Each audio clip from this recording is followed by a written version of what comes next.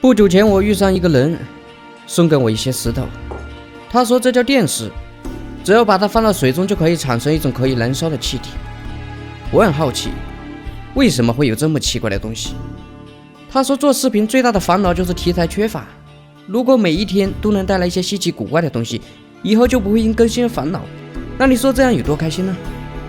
这石头本来打算一个人在家偷偷玩，看样子今天要拿出来和大家一起分享。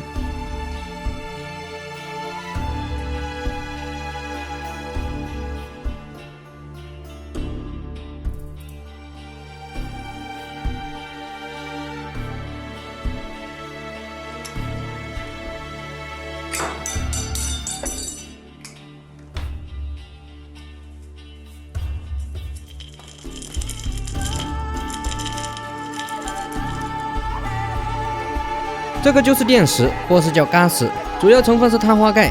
现在我要把它放到水中。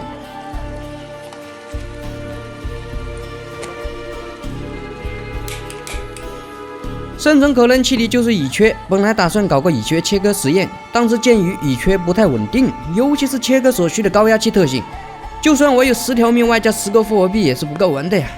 所以今天咱们来聊聊人气灯吧。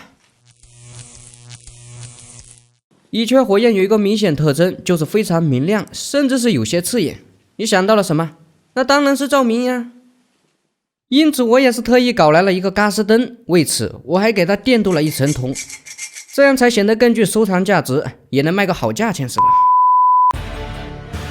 这种灯在上世纪70、80年代是不少地区的主要照明工具。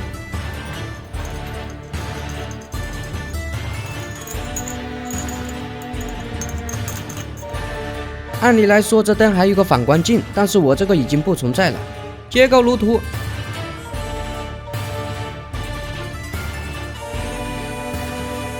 从顶部注水，电石我已经放进去了。春风依旧，再次点火，老天保佑啊！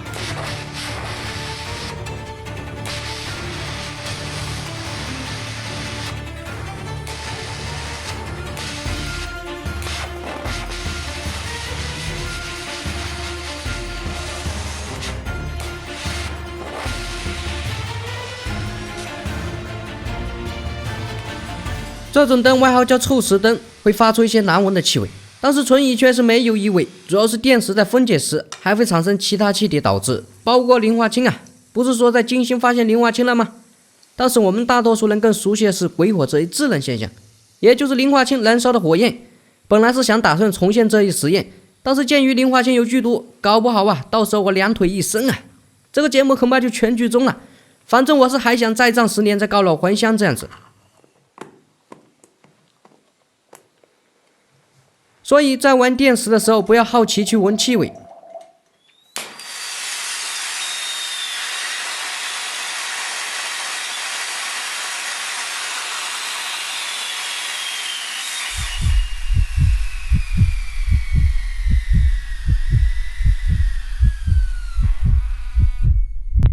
乙炔焰也是我见过最明亮的火焰，没有之一。这是因为乙炔的碳原子占比很高，烧起来黑烟也是非常多。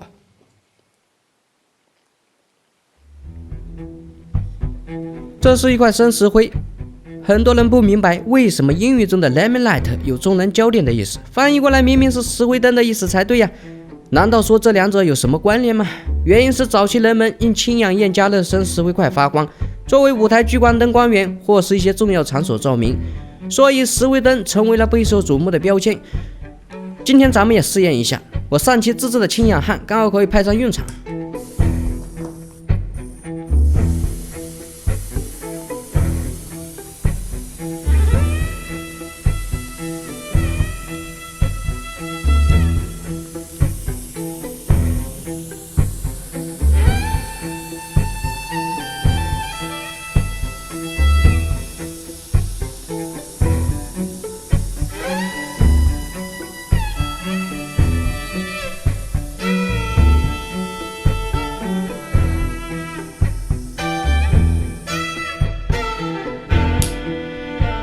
当然我也是整理了一些当年石灰灯的资料，这种或是这种还有这种。既然是聚光灯用途，我相信亮度绝对不低。我也是做了一个简易的石灰灯架，来试试效果吧。据说当年用这种灯可以照亮一个码头，我想那肯定用了更大的石灰块或氢氧焰。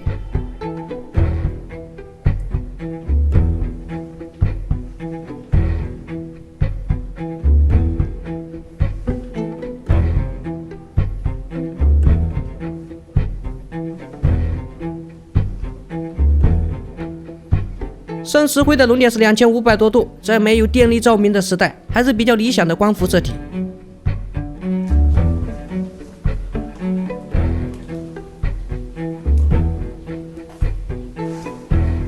有这玩意，以后邻居再也不用担心我凿壁偷光他们了。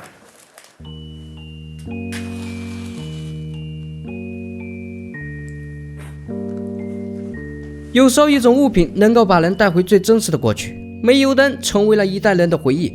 尽管我们今天肯定是无法适应这种昏暗的光源，但是在过去的岁月中，这都是生活不可分割的一部分。那时候有媲美电灯的照明工具吗？当然是有的，那就是气灯。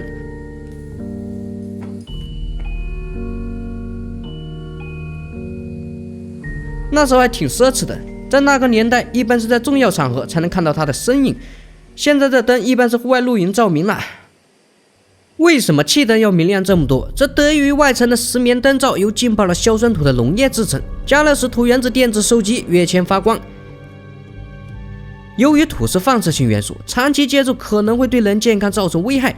现在大部分气灯都是用其他稀土元素来代替土，以前的气灯用煤油或是汽油，需要手动打气提高气压使用，现在都是气罐燃料，则免去了这一步。